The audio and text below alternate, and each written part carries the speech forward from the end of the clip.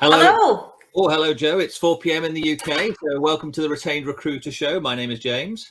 And my name is Joe, and thank you very much for joining us, everybody. And we've got quite a few people who were booked on to join for this one, because this is a hot topic, isn't it, really, James?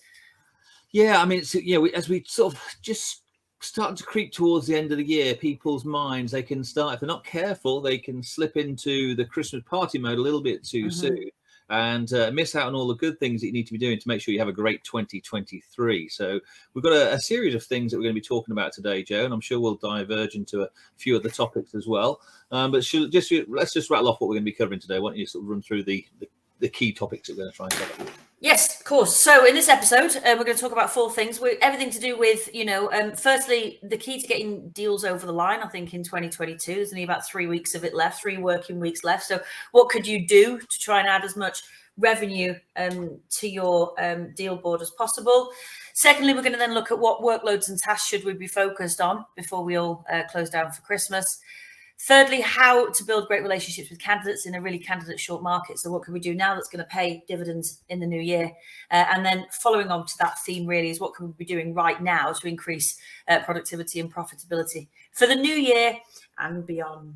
Indeed, Joe. So a lot of things to cover. So, I mean, I think when we look at some of those topics, I think for me, one of the main things is about planning. Things don't happen by accident. Sure, we get good luck, good fortune, but if you're going to sort of, have a great end to the year, I know we're all going to be looking forward to that, but really setting yourself up for success in the new year.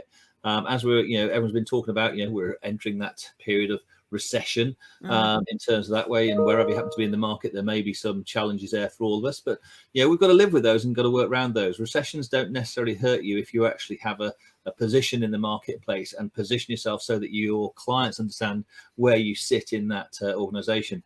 And many people listening to this will have been through various tough markets. Obviously we can all remember COVID, but in terms of financial recessions, slightly a little bit different.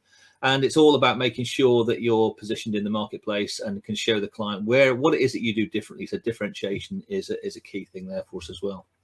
Yeah, exactly, which we'll cover as we go through the topics for today. So before we start talking about 2023, let's talk about how we can kind of end 2022 with a bang, hopefully. And as you said there, James, recession to one side, which I know it's hard to push a full-blown recession to one side, but I think what we want to talk about today is just good practice, best practice, things that you could do in any market really that are gonna help. So let's start with number one. So getting deals over the line in 2022. I suppose we could divide this down into two really. Existing deals, so jobs you're working on now, and how to get those over the line before the end of the year. And then also the new deals. So if you are, wanting to put some more revenue into your target, or you've not hit your target, for example, what can we be doing now from a new deal point of view in order to try and get a bit more revenue in? Do you think it's possible to get revenue in 3 weeks if it's a job you've not even started working, James? 100%, Joe. I like the way you broke it down to those two areas. What can you do to close deals that you're currently working on? And that's all about a lot of this will come down to what type of relationship you have with the client. In terms of to close a deal between now and Christmas, it's a great time to do it because everyone wants to get contracts out sorted before Christmas. They don't want to do it between Christmas and New Year, so that these people can start as early in the new year as possible. Of course, if some people are automatically available, it means they can start in early January.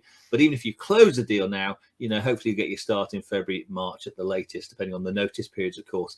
And what you can do with those deals is talk to the client. So, and just check in terms of where does it fit in their priority for them to actually have this person on board.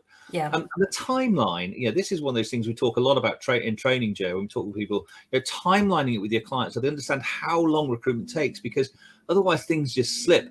And when time slips, unfortunately, candidates slip as well, because they may have other opportunities they're working on. So again, if you're not really focused on working with the client, then you might find some of those deals, they don't just slip into the new year, they just slip out of your pocket altogether. So I think you've really got to talk to your clients and your candidates to check in terms of how important is it there for them to actually get an offer closed, signed, sealed, and delivered, so to speak, before the Christmas break. And there won't be any posts in the UK, obviously, because we're all going to have strikes as well. So where email communication comes in. But just go back to your first question there, Joe, not your first question, the point you just asked me. Is there any way to do business between now and New Year? Absolutely. Again, this comes down to, first of all, your activity. If you've got the activity and are actually still going to be meeting clients the next 2, 3, 4 weeks, not maybe not 4 weeks, but 2 to 3 weeks, then that's all about talking to the client about what are their priorities for 2023. What's their planning? This is about helping or understanding what your clients' plans are. And if they are there, it's like saying, right, we can get to work on this straight away.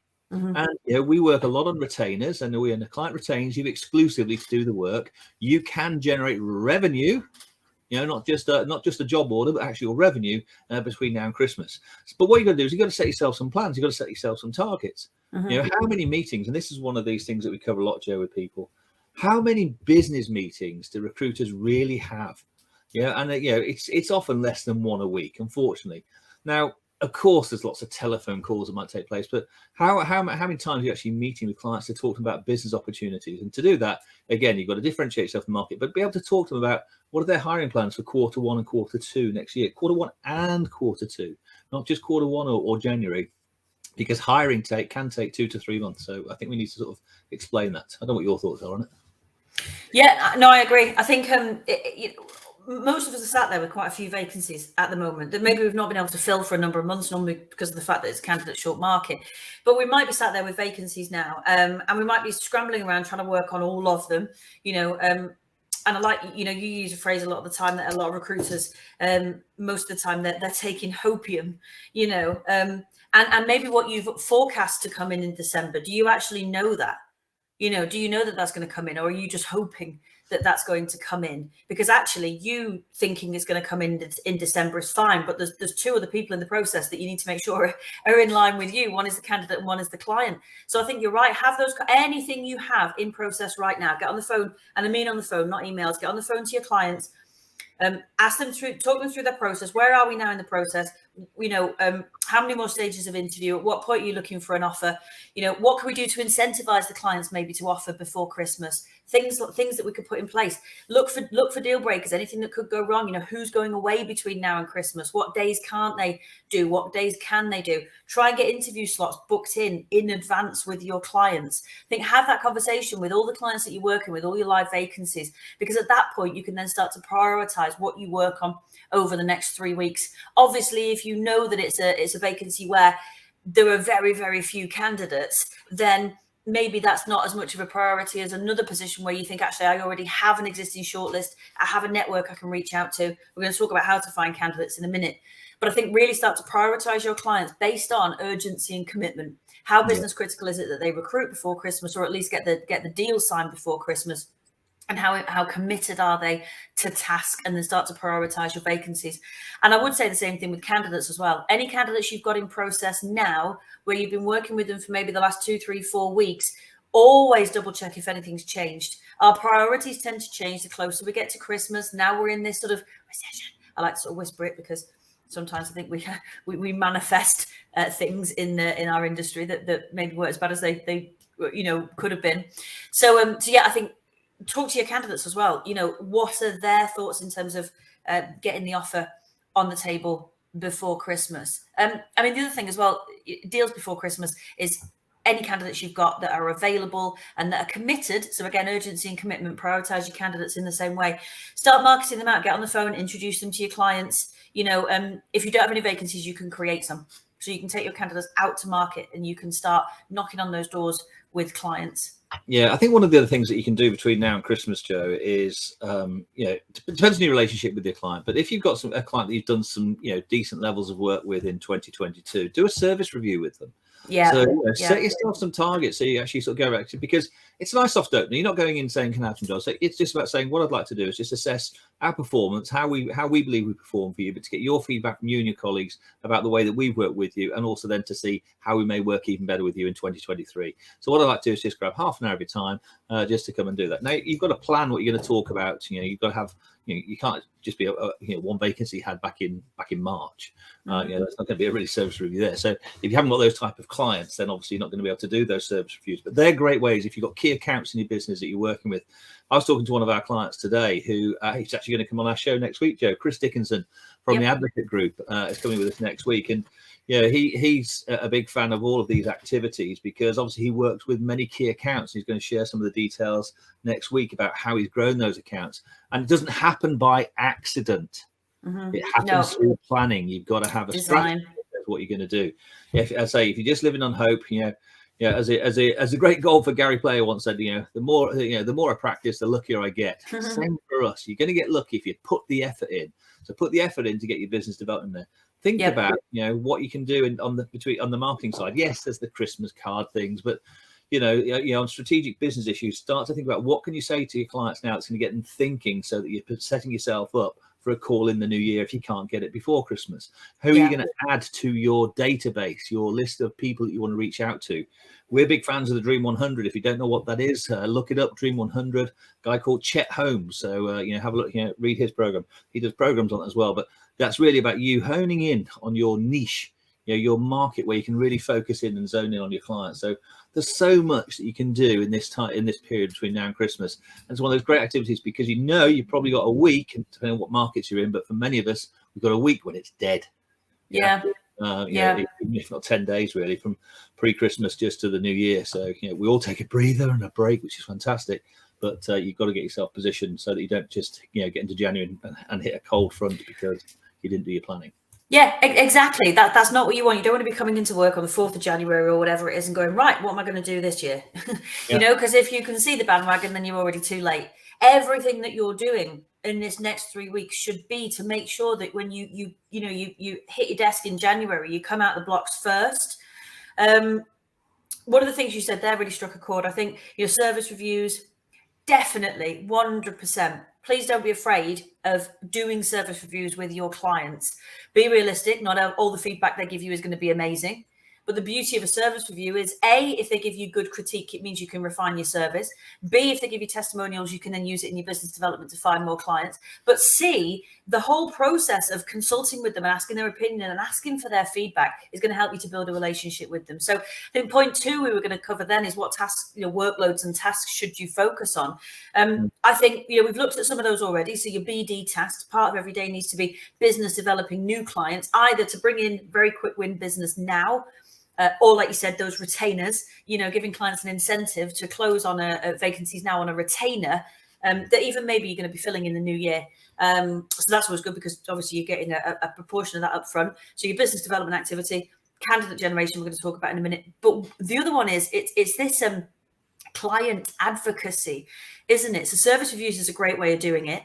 Even if you've not placed with them, even if you've been given vacancies by them, but you've not placed with them, or you've not placed all of those vacancies. Again, we're all going to be sat there with vacancies that are outstanding. All clients are, I think. But the only value that you provide to a client is not just candidates that you put in their business. It's market insights. It's all the other conversations that you could have with them. So please, please, please speak to your clients before Christmas, because if you don't, I can guarantee you somebody else probably will. Absolutely, yeah. And I think what you're saying is you've got to create some content, some agenda for that conversation with the client. You can't say, "Oh, can I have a chat with you about what and why I want to deal with you?" So you've got to think about some of those things. So that's where you say you've got to offer some insights that you can share with the client. You want to document with the client so that they say yes to a meeting. Yeah, and that's where it comes around to your differentiation. How are you perceiving the market? How do you want the client to be perceived? How can you help them? How can you sort of share with them the transparency of recruitment and the timeline it's going to take? Because there are many employers still who don't realize how long a good recruitment process takes. Yeah. Because sometimes it feels like, well, someone's just flicked a CV over onto my desk and lo and behold, it's the right person. Hallelujah, how lucky are you? But in the real world, in terms of what, that doesn't happen as often as we'd like it to be. Clients need to understand that if you're going to start hiring, you need to think about that now. So you can think about that talent pooling, in terms of the service that you do. I remember this great line I got from, it's my old company, but one of my old colleagues said this. So if you're listening, write this one down because it's a cracker, I'm telling you. I'm going to give you a little gem. But it's, and one of the things you can say to your clients, part of the talent pooling and you being so known and well known in your marketplace is that the people your client needs before they know they need them. Yeah, I love that. People you need before you know you need them, and what that means is you're in the market, you're out there talking to candidates, which is something else we're going to talk about. Again, gathering that intelligence so that you can give them that. But again, this stuff doesn't happen by accident. You need systems and you need processes. Yeah, We talk about, things that you need to do to get in touch with your client. You need to have your marketing systems in place, not just 2 or 3 emails through Outlook or Gmail, whatever you happen to use, but actually having campaigns which are sort of starting to position you. These are all things that you can start to do now. Now is also a great time. I've got so many things on my head. Now is also a great time to do content planning. Yes. Because sometimes you think, I've got a spare hour, I've got a spare 2 hours. Why don't I write a series of 5 emails? A series of 5 emails that I can send to my clients in the new year. Not just Happy New Year, hope you got some business, but actually think about things which are going to be relevant to the client and have a sequence of them. And they can sometimes be cliffhanger ones, or what we call soap opera emails, where you leave a little teaser to say, next week I'm going to tell you about how we do this, or you can talk about some of the things we talk about in our intro, how we help our clients with marketing automation in terms of email sequencing, for example. And by the way, if you do want to get in touch with us, there's a little website on the page there, just website on the page on the screen. Just get in touch with us, and we'd love to have a conversation about how we can help you deliver some of these things that you've got to be doing if you're going to sort of hit 2023, hit the ground running. But putting in place marketing automation, sequences of emails that clients are going to want to read, so because they recognize who's an expert. Because what's that point about touch system, Joe? We have a lot of contact points, don't you? Absolutely, multiple touches to multiple target companies over a period of time. But it's that consistency that's going to wear through at the end of the day, but also consistency and adding value. And you're right, content, good content doesn't just spring from your head every morning when you get up. It needs to be planned. I know a lot of, and then you can have organic content that is just it arrives. You can add that on top of it. But you're absolutely right. Plan your marketing, plan your content. I think also as part of that, planning is key. I mean, point 4, we are going to come on to that in a bit. So what could you do now to increase your productivity and performance? But, we're talking about planning. We may as well keep going. Part of that planning as well is planning your target clients, but also planning where your revenue is going to come from next year. The revenue you get next year is not going to be a carbon copy of the revenue that you got this year. And if you don't believe me, go and have a look at your year-on-year client list of how much money did you make from which clients. There is always churn. There's probably going to be a lot more churn next year as well. So I think we can't sit on our laurels and rely on the same clients that we had previously. Definitely go to your clients, find out what they're, do those service reviews, find out what that pipeline is. As part of that. But part of our planning really needs to be, okay, where do we think our money's going to come from next year? What clients do we think they're going to come from? What markets do we think it's going to come from? So starting to look around the corner, anticipate those markets, those trends. What candidates do I think they're going to come from? And also, where have we been successful this year in terms of things that we have done that have produced revenue, because they're probably replicable. So what content, what marketing, what business development, what have we done that has helped us to make money? And use that. So business planning, planning, even consultants sitting at their desks, if they think, business planning isn't something that I would be doing because I'm just a consultant, you should be absolutely sitting down with your manager, your business owner, your director now and thinking, okay, reflect on the year that's just gone and then project into next year. What can I put in place? And honestly, you'll be running into the office, on January the 4th, wanting to start to put this plan into place. There's some other things you can plan as well, Joe, because what you can do is just take a cold look at what, not just about, and I want to end later on, but still about we've got to celebrate the successes of how good a year you've had. And I hope you've all had great years.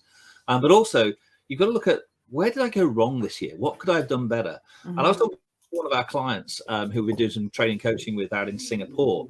And we were talking to them about planning their pitches, because they realized that their pitches weren't as perfect as they want. So funny enough, we have something called the perfect pitch, Joe. Yes, but we were talking good segue through there. That. And we were talking through the fact that you've got to coach your team to make sure that their pitch is there. But when was the last time you actually listened to the pitch from one of your consultants? When was the last time you actually asked somebody to listen to your pitch? Yeah. Again, these are all things that we help our clients with here at iIntro through not only the Retained Recruiter Show, but actually something called the Retained Recruiter Academy. But we actually coach and train you to make sure that you can perfect your pitch so that you can go in without any stress and know that you're going to control that meeting, control that pitch, and deliver something which a client, it's very difficult for the client to say no to, because you presented a very logical pitch, which shows that. And that's all to do with structure and processes and systems. And when you have all of those elements with you, you're going to win. And that's, again, just a nice little teaser for next week's session with Chris Dickinson. He'll get to share with you how he's gone out there, use systems and processes to make sure he can win business time after time after time. And we've been working with Chris now for 9 years, him and his team. And obviously, and they are flying, aren't they? Absolutely flying. And obviously that's down to the attitude of that business and the business owners there as well. But they've got the structure, they put the infrastructure in there, and you've got to think about those systems and processes as well. So please don't be afraid to sort of get in touch with us for a free consultation on how we might be able to help you structure some of those areas as well. But again, so you can think about, what can I do better next year, and what can how can you use some of this time to coach yourself or coach your team to make sure you're more productive next year. So thinking of some of those areas. Yeah, absolutely. And, doing that as a business level is great. Doing it with your individual consultants is great. And I think do it as a team. We work with a great client and, every week, but now they're starting to ramp up to do this as a team. So they share best practice. They share their strengths, they share the weaknesses, they share the successes, they share the development areas, because you will learn from other people in your business as well. So if you're sort of sat there thinking this sounds great, but I've got no idea where to start or what you're on about, look into your business, into your team, because there'll be lots of support there as well. Or, as James said, you can get in touch with us. Yeah, we'd love to help you. Right, should we move on to number 3? Point number 3. Point number 3, please. Yes, I feel like we've talked about this a lot, actually, this year. I feel like we're going to talk about it a lot next year as well. I don't think this is ever going to go away. How to build great relationships in a candidate short market. So are we talking? Yeah, go on, James. I just want to think, because, like I say, we've talked a lot about it this year. And I think one of the things that we recognize here as our intro is, what can we do to help our clients in a candidate short market? And the key thing is about developing relationships with them where you own the relationship and you take some accountability and responsibility with your candidates to say, I'm going to help you. Now, you can't do this for everybody. We have to be realistic. When you've got those great candidates. And so one of the things we did this year is we developed something called Talent Alert Pro, again, to help our clients push candidates into the marketplace in a very professional way that says, okay, I can represent you. I'll be your career agent, if you wish, to help you make that next career move. Because one of the importance of looking after those candidate relationships is because, the thing we always say, candidates are often clients in disguise. And if you give a candidate a great experience because you're caring and you do have some, real concern for your candidates, then, that will reap dividends for you in the months and years to come, not in the days and weeks, but in the months and years to come. They will come back to you. And Paul Hickey, who's the co-founder of iIntro, I always remember one of his stories where he had, he always delivers a great candidate experience, but he had this candidate come back to him who he hadn't placed, but had a great experience with him, because we can't place everybody, of course, and came back and said, listen, I like to have the way that you looked after me as a candidate, and I'd like my candidates to go through that experience in my company. I've now taken a new job with a new employer in the Netherlands, and I'd like you to help me build a European sales team.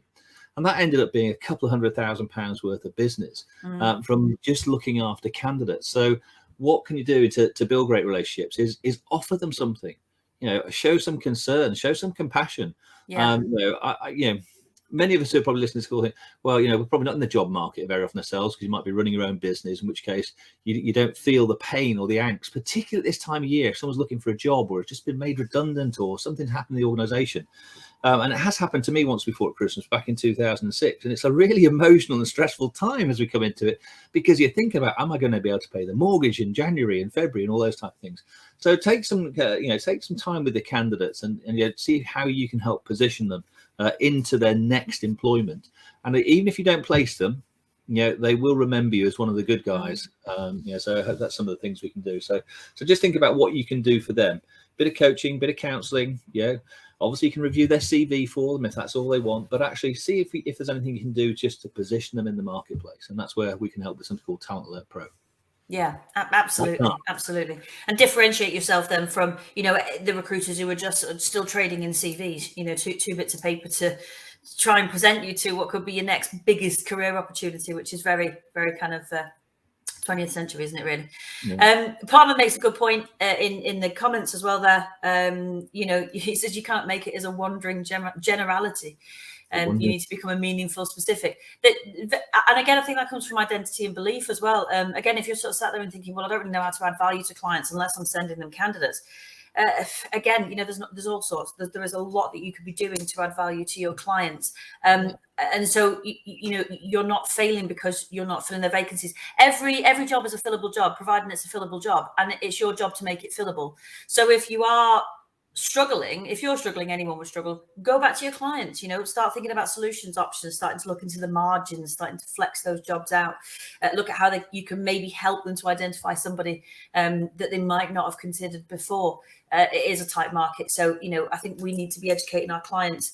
And that's part of the service that you could provide. Market insights, you come into the end of the year, you could easily produce some stats as to, what percentage of the market's been looking, that kind of thing. So it's going to help you to add value, but also help your clients to see that what they're looking for might not necessarily exist, or if it does exist, it's not looking for a job right now.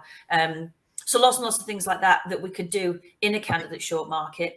I think for the candidate stats, some of the stats you mentioned there, Joe, in terms of, I know you're sort of feeding it back into the client, but obviously one of the things we do focus on is that, using systems and processes that, we actually have a 96% success rate. Now we use that statistic in our sales and our marketing and in our sales closing to share with clients about, how our service is differentiated from the everyday, where 25% of new hires leave within the first 12 months. And in the US, and hello, Azan, I see you're on the call today. In the US, 46% of new hires fail in the first 18 months.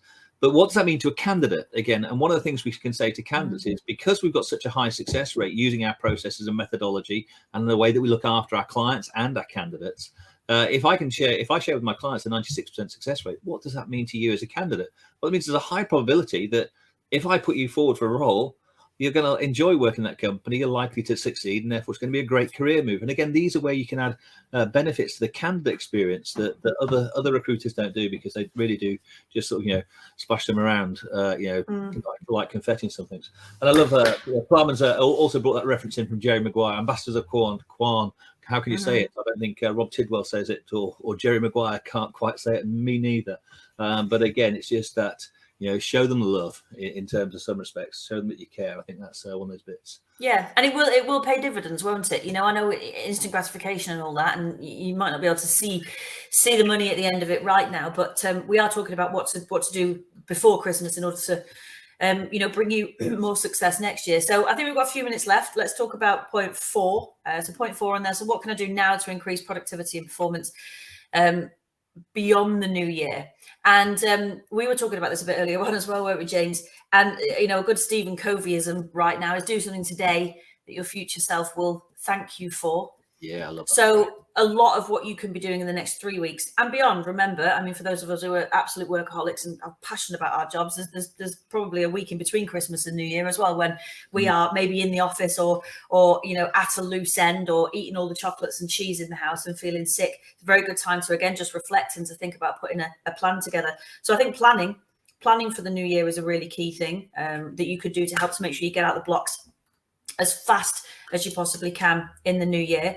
What else would you say that we could maybe be doing right now that's going to help us in 23? Yeah, I think there's a number of things. I think the thing you also have to recognize is that we don't become good at something overnight. You've got to put in the hard yards. You've got to put in the practice. And again, if you've got some Christmas reading, there's a great book by a guy called Matthew Syed called Bounce that says that to become an expert at something, you've got to do 10,000 hours. Now, if you think about your recruitment career, maybe you're already there. But in terms of, you've got to make sure that you're putting in place the activity and the quality of the activity that you're putting in place with the right people, as in the target market. So, I think what you can do between now and Christmas is really drill down on who do you want to work with next year. Focus on the meaningful relationships you want to work with, both candidates and clients. But clients are going to make you the money.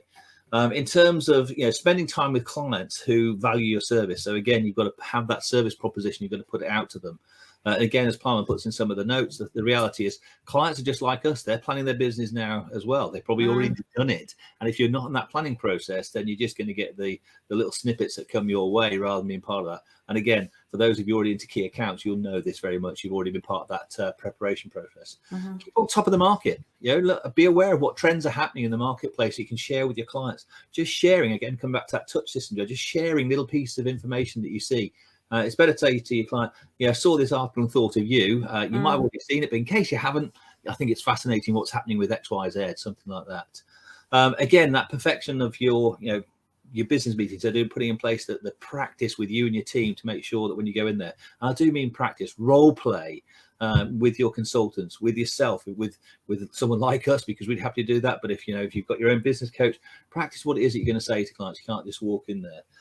Think about what you can do better in your own business life. Can you listen better to your people? Can you sort of start to think a bit more about that one? and making sure you actually put in place a structure to say, how can I be successful this year? It's not going to happen by accident. You've got to put in the effort right now to plan it. You can't just turn up on January the 4th, 2nd, 3rd, whatever the dates we're going back next year, and get on with it. So, think about that. And also make sure you have some, we are, and Joe, we talk a lot about this, we are not just recruiters. We are, management consultants who are experts in talent acquisition, or human capital.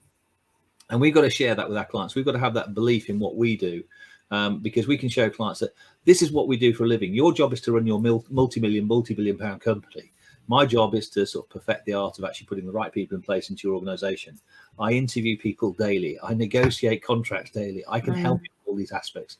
Put that into place with your clients. So, I think you can put that effort in there right now, really, to get going. Yeah, absolutely. And on that note, were you saying, what can we do next year to increase productivity and performance? You have performed at a level this year based on a level of productivity. So, your input has produced your output. So that quality of your work plus the quantity of the work has produced revenue. So actually what you can do for yourself or for your consultants is you can go back and you can look at cause and effect. You can look at what did they put in order to get that out of the other side. So that when you are putting your business plan in place next year, it's not just a case of this is my target, this is what I want to reach, but you can actually reverse engineer that, and you can start to work out exactly how much of what on a daily, weekly and monthly basis do I need to do in terms of tasks and activities, to who, where, how and when, that's going to produce that amount of revenue. So spending some time, which is great when you're not in the business because you can think on it a bit better, spend some time reflecting back on stats, your productivity and your performance last year helps you to predict what level of productivity you're going to need to produce a level of performance next year.